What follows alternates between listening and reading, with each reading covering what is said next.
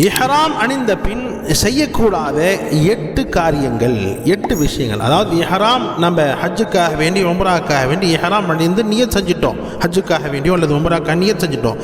அதற்கு பிறகு இந்த 8 காரியங்கள் ஒருபோதும் நம்ம செய்யக்கூடாது. எப்போ வரைக்கும் சொன்னால் ஹஜ் முடிக்கிற வரைக்கும், உம்ரா முடிக்கிற வரைக்கும் இந்த 8 காரியங்கள் செய்யவே கூடாது. இந்த 8 காரியங்கள் நம்ம செஞ்சிட்டோம் என்பதாக சொன்னால் நம் மீது கஃபாரா வாஜிபாக, தம் வாஜிபாகிவிடும். முதலாவது, வாசனை பொருட்களை உபயோகிக்கக்கூடாது. இரண்டாவது, ஆண்கள் தைத்த ஆடைகளை அணிவது கூடாது. மூன்றாவது, ஆண்கள் தலையையும் முகத்தையும் மூடுவது கூடாது. இதே போன்று பெண்கள் முகத்தை மட்டும் மூடுவது கூடாது. நான்காவது, முடியை களைவது கூடாது. ஐந்தாவது, நகம் வெட்டுவது கூடாது. ஆறாவது, உடலுறவு கொள்வது கூடாது. ஏழாவது, திரைவாழ் உயிரினங்களை வேட்டையாடுவது கூடாது.